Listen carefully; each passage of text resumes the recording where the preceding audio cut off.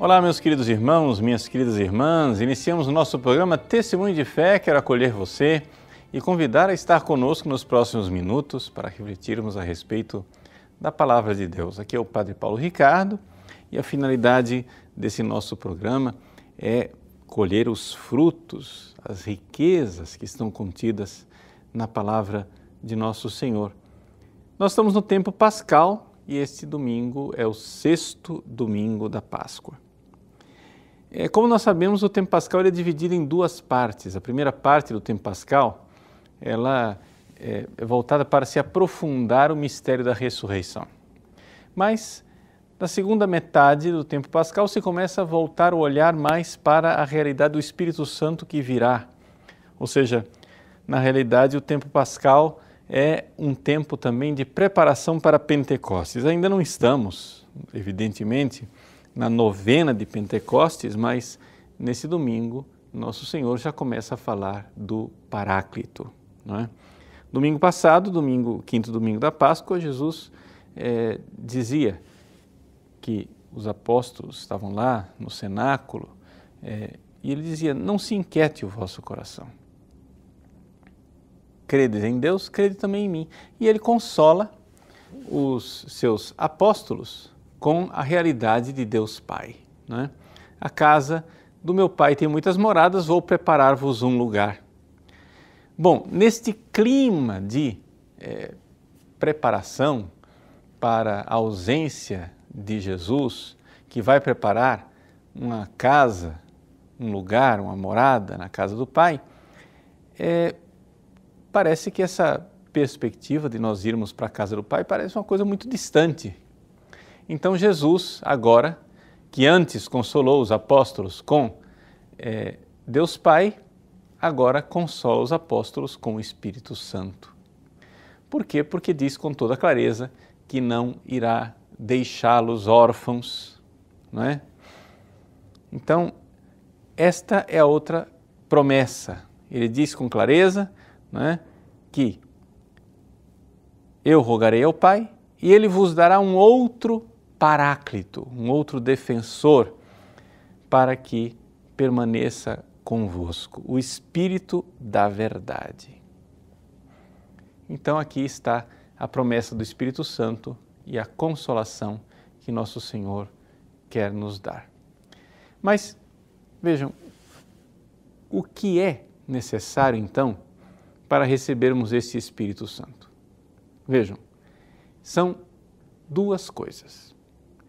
Nós precisamos compreender que Jesus, ao prometer o Espírito Santo, quer que nós antes mostremos o nosso amor por Ele. Ou seja, Jesus diz assim: se me amais, Ele está supondo que o amor, não é, já está no nosso coração. Já existe amor no nosso coração. Guardareis os meus mandamentos. Só que esse amor, ele é um amor que não é somente afetivo, ele tem que ser efetivo. Não adianta vocês ficarem chorando, com lágrimas, porque eu vou embora. Os apóstolos estão lá, acabrunhados. Jesus diz: não se inquiete o vosso coração. Ele está vendo o amor deles. É um amor afetivo, mas esse amor precisa se tornar um amor efetivo. Então ele diz assim: vocês têm que guardar os mandamentos. E aí, postas estas condições, que acontece um amor afetivo e depois um amor efetivo, Jesus então vai rogar ao Pai e Ele nos dará o Espírito Santo. Agora, não sei se você notou, aqui tem um problema. O problema é o seguinte: como é possível nós termos um amor afetivo por Jesus e mais ainda um amor efetivo por Jesus, realizando e cumprindo os mandamentos, sem que a gente tenha recebido o Espírito Santo? Jesus está dizendo assim: olha, se vocês sentirem amor por mim e se vocês se comportarem, fizerem obras de quem realmente me ama, eu mandarei o Espírito Santo. Mas espera lá, Ninguém diz Jesus é o Senhor se não tiver o Espírito Santo. Ninguém obedece os mandamentos se não tem o Espírito Santo. Então esse negócio aí parece que está com a ordem invertida, não é? Bom, Santo Tomás, grande teólogo, não é, resolve essa problemática dizendo o seguinte: vejam, é verdade, o Espírito Santo já está lá desde o começo. Por quê? Porque diz São João na sua primeira carta, o amor consiste nisso, Deus nos amou por primeiro. Então o primeiro passo, a iniciativa é de Deus. Deus primeiro, Ele já envia o seu Espírito Santo, né? Enviai o vosso Espírito e tudo será criado. Na criação o Espírito Santo já está aí. E renovareis a face da terra. Pois bem, o Espírito Santo já está nas pessoas, já está convidando as pessoas a ouvir a palavra do Cristo, já está levando os discípulos a amar afetivamente Jesus e já está levando as pessoas obedientes, que não ficam só nos afetos, mas que passam realmente a uma obediência dos mandamentos, a cumprir os mandamentos. O Espírito Santo já está lá desde o começo. Só que nós precisamos de uma plenitude do Espírito Santo. Precisamos de muito mais. E é aqui que está a coisa. Quando Jesus diz que rogará ao Pai para que Ele nos dê um outro Paráclito, Ele está dizendo com toda clareza que nós precisamos de mais, muito mais Espírito Santo, que o derramamento do Espírito Santo precisa aumentar em nós, que nós precisamos ter mais esta graça de Deus que vem do Espírito Santo. E esse aumento do Espírito Santo, ele acontece de uma forma mais específica ainda. Veja, Jesus diz assim, que vem o Espírito da verdade, que o mundo não é capaz de receber, porque não o vê e nem o conhece. Vejam, por que é que o mundo não é capaz de perceber este Espírito Santo? Sabe por quê? Porque o mundo não é órfão. Vejam só, no Evangelho vem esta palavra, né? Não vos deixarei órfãos. Não vos deixarei órfãos. Porque, vejam, nós que nos decidimos por Jesus, que queremos amá-lo, né? Nós que, como aqueles apóstolos na beira do mar, que deixaram as redes, deixaram tudo por Jesus, quem deixa tudo perde, né? Digamos assim, a sua paternidade neste mundo. Nós podemos ter dois tipos de pais neste mundo, no sentido pecaminoso. Primeiro, o apego às criaturas, onde nós nos apegamos à nossa família de sangue, nos apegamos a este mundo, mas mais ainda, podemos estar numa situação ainda pior. Não só um apego carnal, podemos estar realmente numa situação de pecado, onde, como diz Jesus na sua polêmica com os judeus, né, o vosso pai é o diabo. Ou seja, nós podemos ser verdadeiramente filhos do príncipe deste mundo que nos seduz e nos seduz com o pecado. Pois bem, quem decide amar Jesus deixa as redes, ou seja, se desapega das criaturas, mas não somente se converte e deixa de seguir este pai perverso, cruel, tremendo, que é Satanás, o príncipe deste mundo. Mas, uma vez que a gente deixa as coisas por Cristo, é evidente no coração de muita gente essa experiência de orfandade. Puxa vida, eu deixei tudo. vem aquela experiência de perda. Se nós não tivermos o Espírito Santo, se nós não recebermos o Espírito Santo, nós vamos ser, de alguma forma, arrastados, né, por este sentimento de tristeza. Porque parece que só tem má notícia. A gente deixa tudo pelo Cristo, né, renuncia aos prazeres do mundo, aos prazeres da carne, às seduções de Satanás, mas a gente parece não receber nada em troca. O Espírito da Verdade então vem. Ele vem porque Jesus não quer que nós fiquemos órfãos. E então, o que é que acontece quando a gente recebe o Espírito Santo? Deixa eu explicar para você. Veja, você, no dia a dia, você pode ter acesso, né, a dois tipos de conhecimento. Os animais, eles conhecem as coisas. Quando o animal conhece uma coisa, para ele, né, que não tem acesso à verdade, o animal, ele vê que algo causa prazer e para ele isso é bom. Ele vê que algo causa dor e para ele isso é mal. Só que isso acontece porque o pobre do animal não conhece a verdade, não é? Ele não tem acesso, ele não tem inteligência para conhecer a verdade.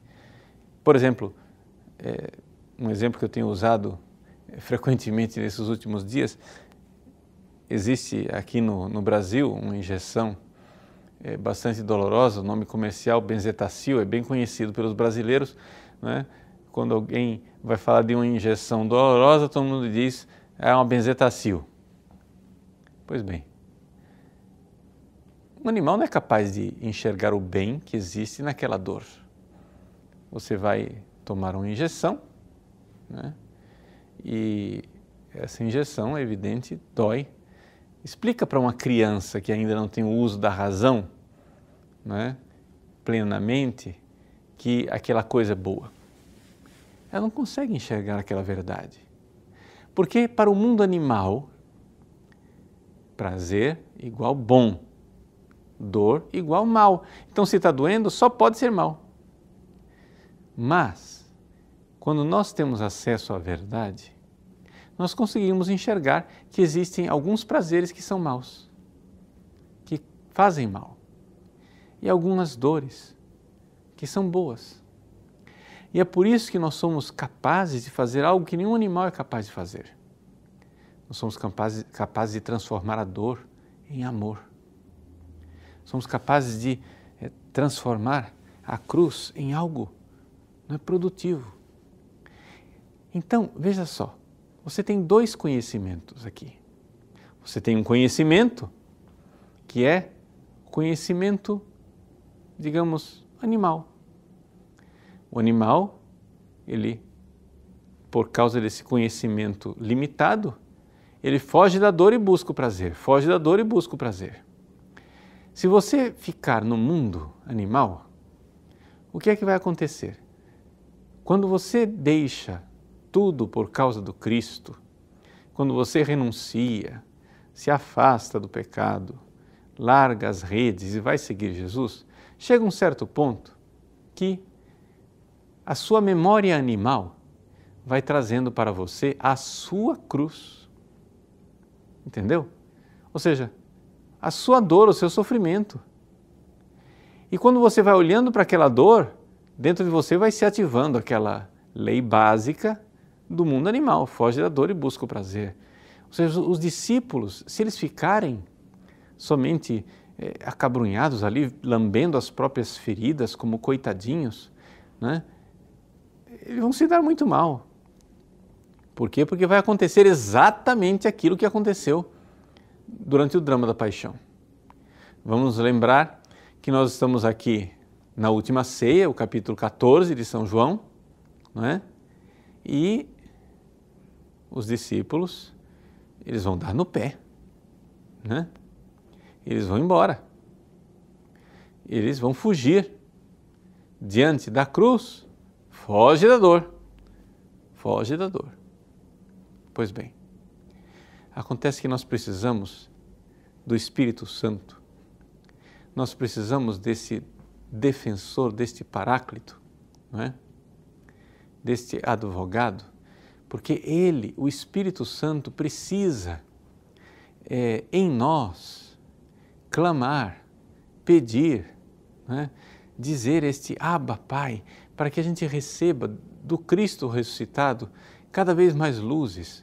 O Espírito Santo é um círculo assim virtuoso, um círculo crescente, que nós temos o Espírito Santo e o Espírito Santo nos leva a pedir mais do ressuscitado, de Jesus. E Jesus envia o Espírito de verdade e a gente vai vendo a verdade e nós vamos nos lembrando, não da nossa cruz, para ficarmos como cachorrinhos lambendo as próprias feridas, mas para nos lembrarmos da cruz de Cristo e do quanto Ele nos amou. Lembrar-nos da verdade, que é uma coisa que os animais não têm acesso. Vejam, os animais eles não têm acesso a verdades simples como a bondade de uma injeção como a benzetacil. E se eles não têm acesso a essas verdades simples, imagine só se eles terão acesso a verdades profundas, a verdades de fé que o Espírito Santo faz brilhar dentro de nós. Sim, Jesus quer nos dar o Espírito Santo, o Espírito da verdade, porque esse Espírito, ele vem dentro de nós para nos tirar desta escravidão, desta dinâmica carnal, animal, onde nós somos arrastados, né? Nós somos programados para fugir da dor e buscar o prazer, e com isso somos amarrados no egoísmo. Claro, porque como é que você vai amar as pessoas se você só foge da dor? Eu me lembro outro dia, um sacerdote, foi meu seminarista, agora já é padre. Ele estava lá na cozinha de casa, na casa paroquial, conversando, e ele então pronunciou esta frase fatídica: estou cansado de sofrer, não quero mais sofrer. Aí eu olhei para ele e disse, então completa a frase. Eu disse, completar o quê? Não, completa a frase. Você disse, eu não quero mais sofrer, complete a frase. Não tem nada para completar, está completa. Não, está incompleta, você tem que completar a frase. Eu não quero mais sofrer por ninguém. Porque você é um egoísta. Se você decreta que você não quer mais sofrer, você decreta que você não quer mais amar. Porque neste mundo aqui, só vai ter um jeito de você amar. É pagar o preço do amor.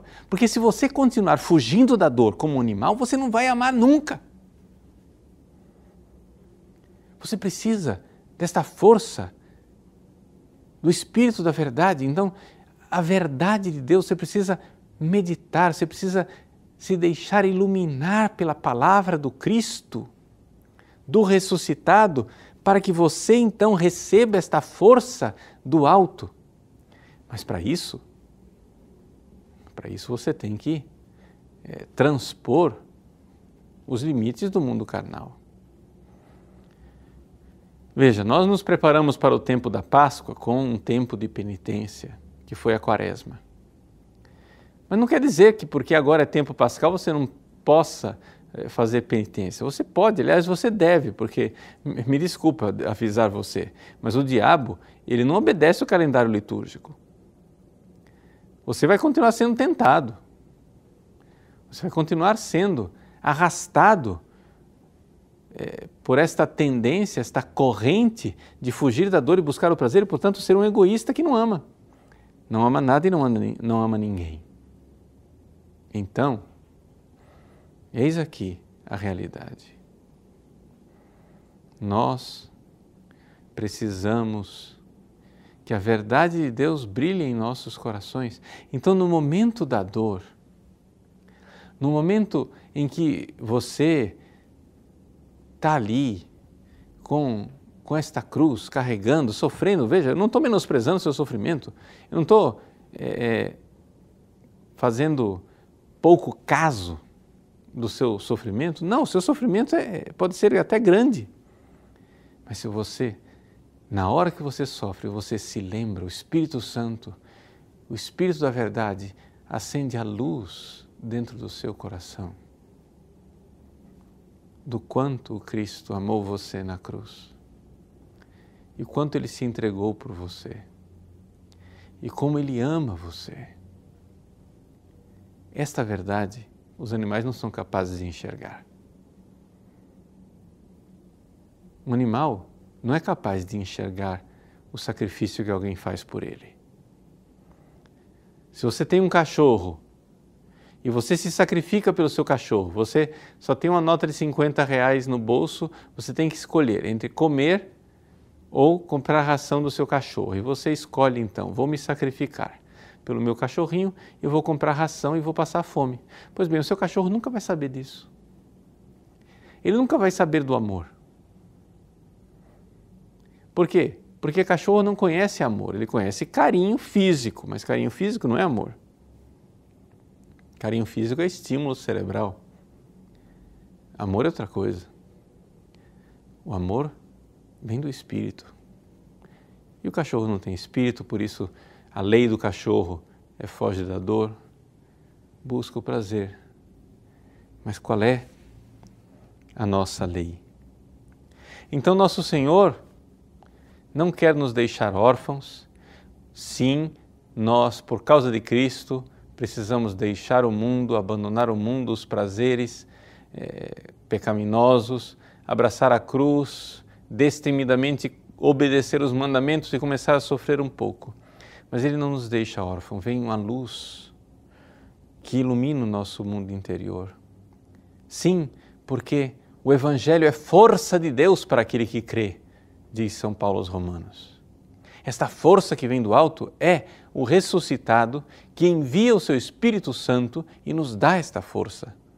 Cada vez que nós, num ato de fé exercida, nós enxergamos a luz do Espírito da verdade. Então, Jesus ele vem. No Evangelho ele diz assim: eu virei a vós. Veja, este vir de Jesus são 3 vindas diferentes. Jesus virá de novo, porque ele está ali na última ceia, falando para os discípulos, os apóstolos, que evidentemente verão ele ressuscitado. Então Jesus virá visivelmente uma vez. Jesus virá de novo também no fim dos tempos, sobre as nuvens com poder e glória. Mas existe uma outra vinda, uma vinda invisível. A vinda invisível do Cristo, quando você então, que obedeceu os mandamentos, que está em estado de graça, que realmente renunciou ao pecado, que foi procurar a confissão, quando você, de fato, se abre para o Espírito da verdade e num ato de fé começa a enxergar o que os animais não são capazes de enxergar. E quando a sua memória espiritual começa a lembrar, não a sua cruz, não, porque isso, se você lembra a sua própria cruz, isso não é a memória espiritual, isso é a memória carnal. Você está lambendo suas feridas. Lembre-se da cruz de Cristo. Jesus conclui o Evangelho dizendo: quem me ama será amado por meu Pai, e eu o amarei e me manifestarei a Ele. Este manifestar-se de Jesus, que é bem real, bem concreto, na intimidade do nosso coração. Nesse domingo, quando você se aproximar da comunhão, nesse domingo, quando você se aproximar do Cristo ressuscitado e for comungar, você que está em estado de graça e observa os mandamentos, peça a Ele o Espírito da verdade para que venha em plenitude. Você já tem o Espírito Santo, mas Ele precisa vir em mais plenitude para que você, vendo essa luz que brilha dentro do seu coração, abrace a verdade maravilhosa do amor e não fique prisioneiro da lei carnal, que é a fuga da dor e a busca do prazer. Quem quiser me seguir, renuncie a si mesmo. Tome sua cruz dia após dia e me siga. Onde nós vamos encontrar força para isso? O Espírito Santo. Porque o Evangelho é força de Deus para aquele que crê. Deus abençoe você. Em nome do Pai, do Filho e do Espírito Santo. Amém.